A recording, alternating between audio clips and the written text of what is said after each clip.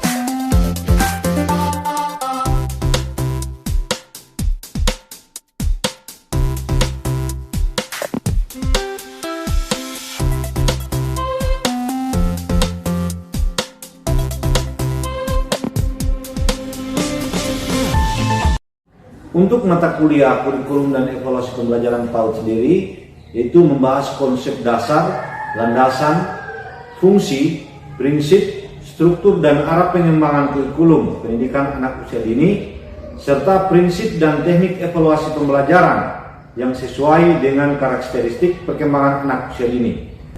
Mata kuliah ini menekankan kemampuan mahasiswa untuk merancang kurikulum dan evaluasi pembelajaran PAUD secara logis, sistematif, inovatif, bertanggung jawab, berbasis data, serta sesuai dengan prinsip pedagogik didaktik anak usia dini. Sementara untuk membantu dosen dalam mengajar mata kuliah ini dan juga memperkaya saya dalam mengajarkan mata kuliah ini, saya mengadopsi ada 14 pustaka yang terdiri dari 7 pustaka utama dan ada 5 pustaka tambahan, dapat dilihat pada layar berikut untuk rinciannya.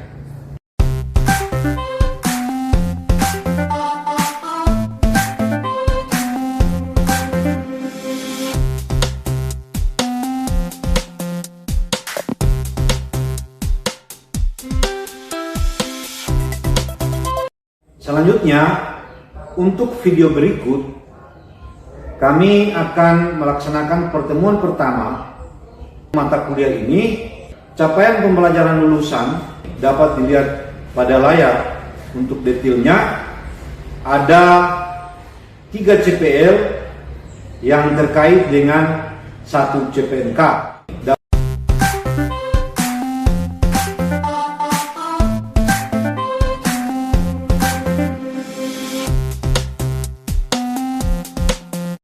Selanjutnya, untuk indikator pencapaian saya menetapkan ada 6 capaian yang harus didapatkan ketika pembelajaran pertemuan 1 telah usai.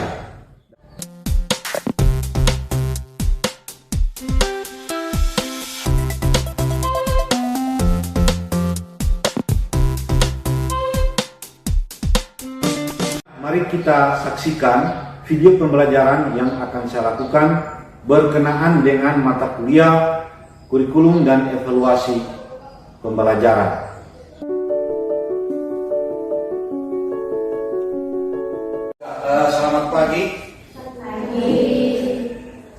Apakah ada cita-cita hari ini?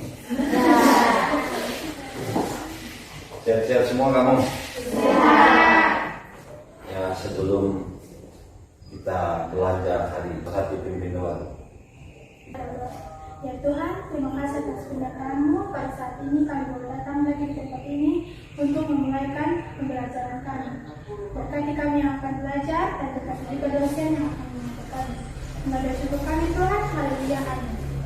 Hari ini kita akan mempelajari mata kuliah baru di awal semester, itu mata kuliah kurikulum. Ini merupakan fondasi bagi calon guru agar memahami apa yang dimaksud dengan kurikulum. Mata kuliah ini namanya kurikulum evaluasi dan pembelajaran. Yang akan kita bahas pada pertemuan kali ini yaitu terkait pengertian kedudukan, landasan, fungsi, prinsip, komponen dan struktur dasar untuk kurikulum pendidikan anak usia dini. Sebelum kita lanjut, saya ingin menyampaikan kepada kalian bahwa ukuran bahwa mata kuliah ini sudah bisa kalian pahami. Yang pertama itu, kalian harus mampu menjelaskan kurikulum baru itu sendiri seperti apa. Kedua, harus mampu menjelaskan fungsi dari kurikulum itu. Yang ketiga, harus mampu juga menjelaskan prinsip-prinsip. Yang keempat, mampu menjelaskan komponen dari kurikulum itu sendiri, serta struktur dasar dari kurikulum sendiri itu seperti apa. Itu yang ingin kita capai pada pembelajaran kali ini. Apa yang dimaksud dengan kurikulum?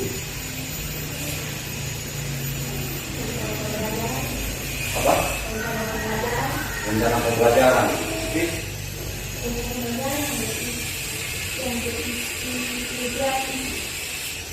Ada yang lagi yang lain?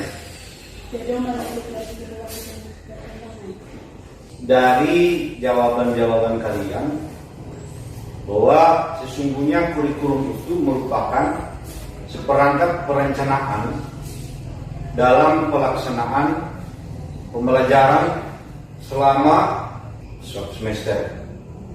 Lanjut, awal-awal saya sendiri dulu sebelum sempat menjadi guru dan dosen, tidak tahu kurikulum itu seperti apa.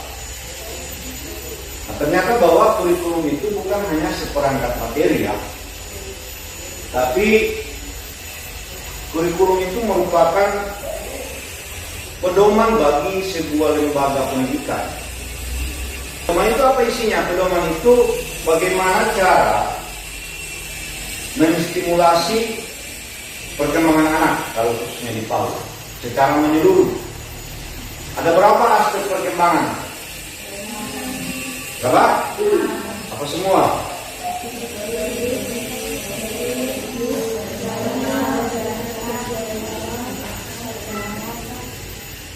Dan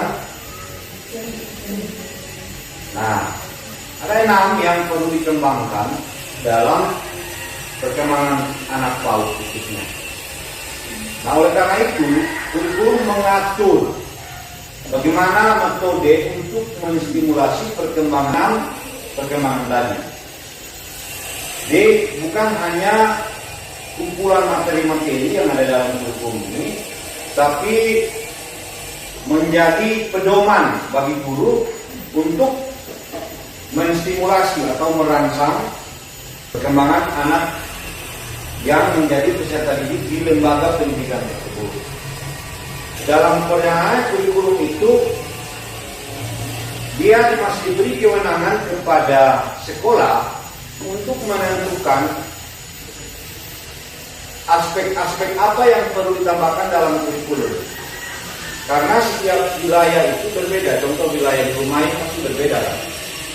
Dengan wilayah Seminora, contoh Seminora di sebiar di rumah ini.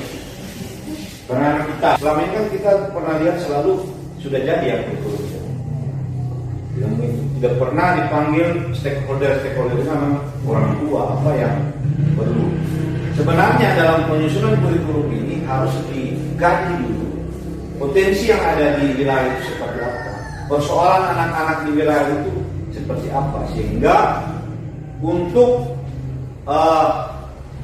menyusun pedoman yang seperti saya katakan di awal tadi, memasukkan unsur-unsur yang berkesesuaian dengan situasi yang ada di tempat. Kalau diibaratkan, sebenarnya kurikulum ini seperti sebuah peta bagi lembaga pendidikan yang menuntun dia mau kemana, menjalani sebuah perjalanan sampai tujuan. Maksudnya kan sampai anak selesai melaksanakan tugas dan pendidikannya di tempat tersebut, kurikulum sebagai peta dalam menuntun perjalanan. Sekarang mari kita lihat kedudukan kurikulum dalam pembelajaran. Tadi saya sudah sampaikan bahwa kurikulum itu sebagai pedoman. Tentunya kurikulum sebagai pedoman pasti memberi arah, sehingga pembelajaran itu antara kelas 1 dengan kelas lainnya itu bisa sama, walaupun orang yang mengajar itu berbeda.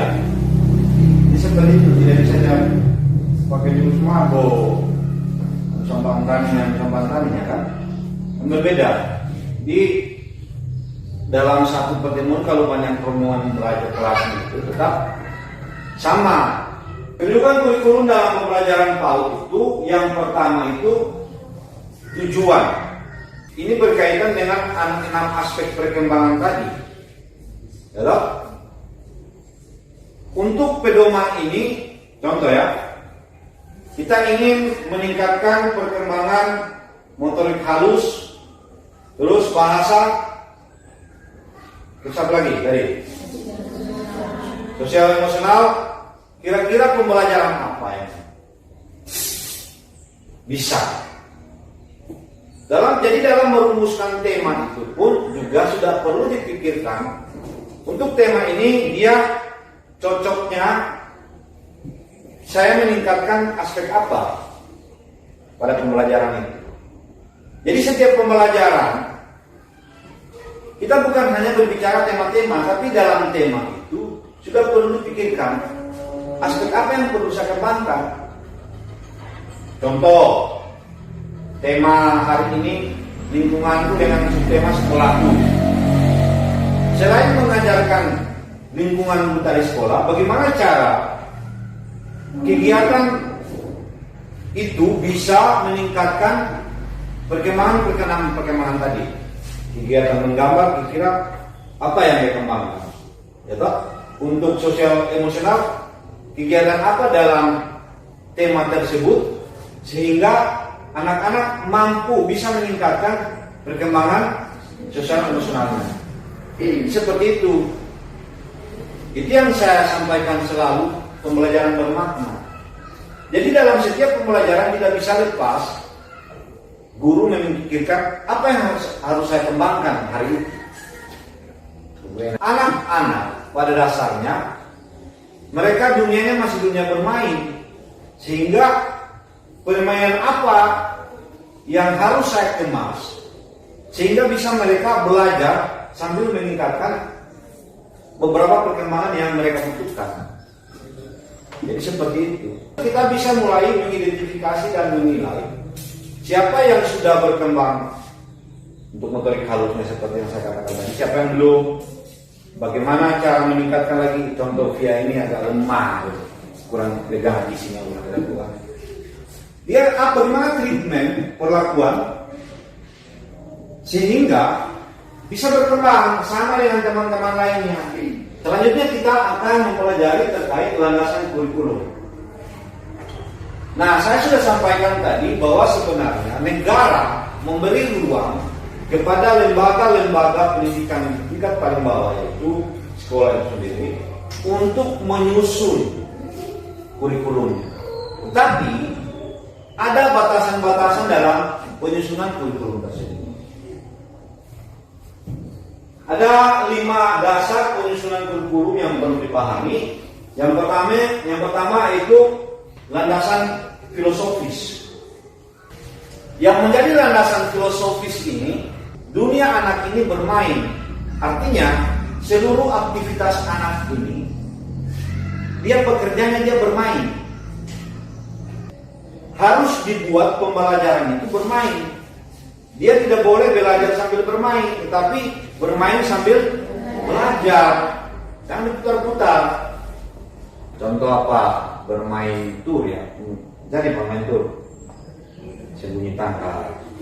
Nah, itu bisa dimasukkan dalam kurikulum, tetapi harus diingat dalam permainan tur itu kira-kira aspek apa yang bisa yang saya dapat dari itu kan bisa aspek kognitif dapat. Saya harus sembunyi di mana?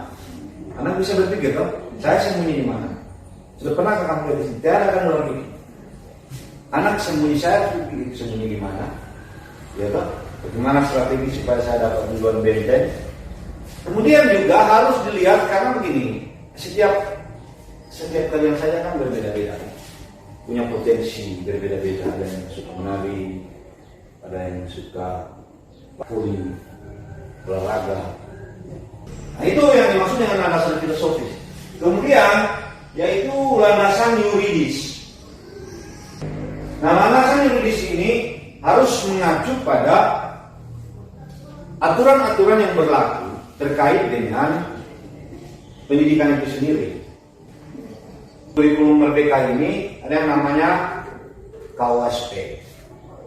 Itu menjadi dasar regulasi lembaga pendidikan melaksanakan atau landasan hukum dalam melaksanakan pendidikan. Ada beberapa syarat. Kemudian landasan psikologis ini berkaitan dengan aspek-aspek tadi yang saya sampaikan di awal. Ada berapa tadi aspek?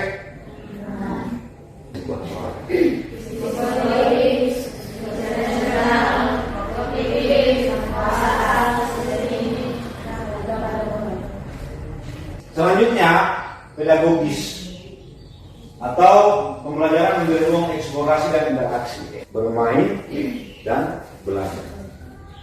Ya toh? Jadi di situ setiap kegiatan kamu dalam mengajar itu harus kamu pikirkan, ketika bermain ini dia belajarnya apa? Pariwisata. Pariwisata tidak perlu jauh-jauh. Keliling sekolah juga sudah namanya pariwisata. Apa yang dilihat? Mungkin mengidentifikasi pohon-pohon kayu. So? Pertanyaannya, bagaimana meningkatkan moral, sosial dan emosional moral? Tema lingkunganku. Kira-kira ini tema lingkunganku sekolahku. Meningkatkan moral bagaimana?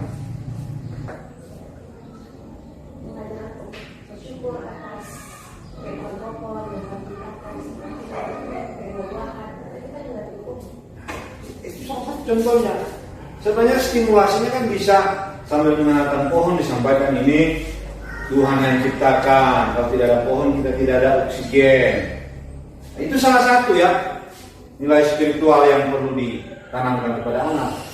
Seperti begitu. Kemudian untuk sosial budaya. Nah, untuk sosial budaya ini mengenalkan rumah adat, lalu rumah adat kita pepohonan. Setelah pernikahan boleh dibawa anak-anak. Kita kan sudah pernah, toh?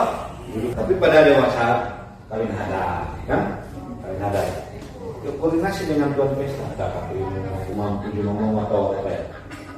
Tuh, sampaikan ini disampaikan secara sederhana. Nah, itu kan kita tidak pernah lakukan selama ini. Sederhana begitu tapi bermakna. Nah, pada akhirnya sebenarnya begini, semua lingkungan kita bisa menjadi bahan ajar, tetapi kita harus kreatif. Kalau saya bawa di sini, aspek apa yang bisa saya kembangkan untuk aspek ini, bagaimana model saya mendelivery sehingga aspek ini berkembang, dia paham ini, dia tahu ini, dia senang di situ, dia betah. Itu saja ini. Ketika bermain dia betah, dia senang, ada aspeknya yang meningkat. Oke, kalau aspek meningkat kognitif dia sudah tahu ini, dia sudah tahu rumah adat, dia sudah tahu ini. aplikasi dari 5 landasan tadi. Yang saya bilang tadi bahwa setiap daerah bisa menyusun kurikulumnya disesuaikan dengan situasi yang ada di wilayah tersebut.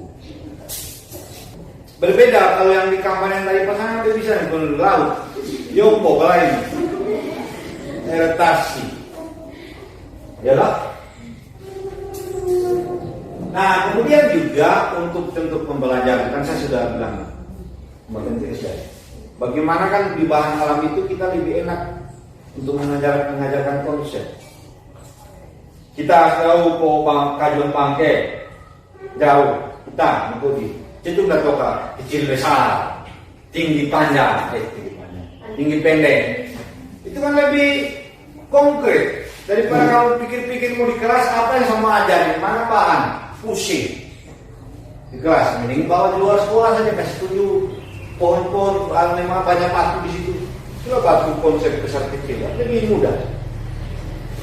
Ya, nah pada intinya sebenarnya kurikulum harus berlandaskan 5 hal tadi. Yang pertama apa? Filo. Yang kedua adalah landasan yuridis. Ketiga landasan psikologis. Berikut dan nah sekarang berkaitan dengan fungsi kurikulum PAUD sendiri. Fungsi kurikulum PAUD. Kurikulum memberi arah kerja guru dan satuan PAUD. 1. Pedoman pembelajaran. Guru menyusun kegiatan berdasarkan tujuan yang jelas. 2. Alat pengembangan anak. Kegiatan menstimulasi nilai agama, motorik, kognitif, bahasa, sosial emosional, dan seni. 3. Pengorganisasian kegiatan. Tema, waktu, media, dan asesmen tertata. 4. Dasar asesmen. Guru menentukan kemampuan yang perlu diamati. 5. Komunikasi orang tua. Oke, terima kasih. Dari yang kalian baca ini sebenarnya saya sudah jelaskan dari di awal-awal ya, bahwa kurikulum itu berfungsi untuk meningkatkan 6 aspek tadi lewat kegiatan. Komunikasi dengan orang tua perlu untuk menjelaskan atau wajar biasa kurikulum dari mau ngaku jauh. Kalau secara teoritis ini prinsip dasar kurikulum sendiri berpusat pada anak, bermain sebagai dasar, fleksibel, inklusif, sesuai perkembangan, kontekstual, holistik, integratif, berbasis data. Nah, semua kebutuhan belajarnya itu kita harus pikirkan dari anak ini unik seperti apa, saya harus pikirkan supaya enggak, tadi saya sudah contohkan. Ya. Kemudian bermain sebagai dasar, saya sudah sampaikan tadi, bahwa selalu bermain sambil belajar, bukan belajar sambil bermain. Kemudian dia harus fleksibel itu maksudnya ketika di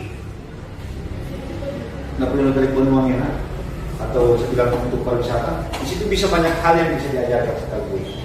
Selanjutnya sesuai perkembangan. Nah ini sesuai perkembangan anak yang 45. Saya kan sudah sampaikan di beberapa mata kuliah lain bahwa anak itu perlu dibedakan. Anak yang 3 tahun dengan yang 4 tahun berbeda, ya toh? Selanjutnya kontekstual. Nah ini saya bilang tadi, apa yang diajarkan itu harus yang ada di sekitarnya sehingga dia tidak menghayal ya. Berikutnya holistik integratif. Dalam satu pembelajaran bisa berapa aspek yang dikembangkan.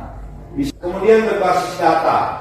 Nah, guru PAUD itu saya sudah bilang harus diidentifikasi anak ini lemahnya di mana. Harus jangan dibiarkan berkomunikasi dengan keluarga, tapi dipikirkan kegiatan apa lagi. Berkomunikasi dengan anak supaya dia tahu bagaimana metode yang harus dilakukan sehingga dia benar-benar bisa setara dengan teman-teman. Selanjutnya untuk komponen dari kurikulum PAUD sendiri dalam menyusun itu ada tujuan, isi atau pengalaman, kegiatan pembelajaran, media dan sumber pelajar, strategi pembelajaran dan asesmen. Nah ini akan kita dalami dalam pertemuan selanjutnya. Nah untuk ini struktur dasar kurikulum, maksudnya yang harus masuk dalam komponennya tadi. Contohnya saja, contoh struktur pembelajarannya. Nih tema, subtema ada, tujuan, kegiatan, media dan asesmen. Temanya contoh lingkungan, subtema sekolah, tujuan anak mengenal lingkungan sekolah dan fungsi beberapa tempat kegiatan berjalan di sekitar sekolah dan mengamati lingkungan. Media, foto benda nyata di sekitar sekolah, asesmen catatan kemampuan minggu tempat. Jadi situ kan ketika berjalan-jalan kita sudah bisa dilihat, bisa ditanya-tanya anak. Tetapi makanya harus ada catatan lembal observasi. Kita ditanya berapa kali dia bisa menjawab. Artinya ada. Nah ini contoh yang sudah jadi ya. Ketika kegiatan saya pakai untuk anak-anak tahu, bisa dilihat. Nah pada akhirnya dari penjelasan saya tadi masih ada yang bertanya. Silakan bertanya. Jadi tadi kan ada mengenai lima landasan gitu. Nah, bagaimana kalau salah satu aspek itu terabaikan? Mungkin salah satu sumbernya yuridis atau psikologis. Oke, ini salah satu contoh ya. Kalau aspek diabaikan, contoh landasan yuridisnya yang diabaikan. Jadi begini, landasan yuridis itu disusun oleh pemerintah dalam kebijakan negara. Nah, negara sudah mengkaji kurikulum apa yang relevan dengan situasi warga negara saat itu, ya, warga negara saat itu. Artinya bahwa kebijakan itu diturunkan sudah ditelaah ini bisa diberlakukan di wilayah, walaupun memang masih banyak kekurangan-kekurangan. Kalau beberapa aspek itu tidak diikuti, akhirnya guru tersebut atau sekolah tersebut melaksanakan kegiatan jurus mabuk. Apalagi kalau landasan filosofisnya tidak kamu ikuti.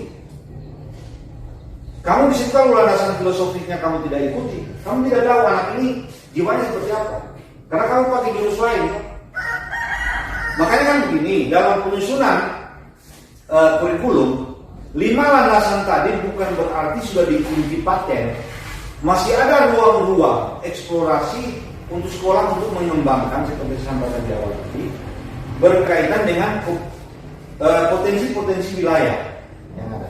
Contoh, mungkin untuk kegiatan pengalaman, kalau yang diatur dalam kurikulum kebijakan nasional harus ke bendara. Nah, untuk mengganti itu apa? Ya, kita pengalaman berbeda. Apa yang dia dapat dari salah tersebut? Itu kemungkinan ruang-ruang eksplorasi membuat sekolah. Tapi pertanyaan bagus ya dari sini. Ada lagi ya? Bisa? Siapa yang bertanya? Oke, jika tidak ada yang bertanya, coba yang menjelaskan kembali apa sih sebenarnya kurikulum itu sendiri dari pemahaman kalau video. Saya kurikulum adalah sebuah rencana atau peraturan yang menjadi pedoman pendidik yang akan dilakukan pendidik agar proses pembelajaran menjadi berkembang. Oke, good.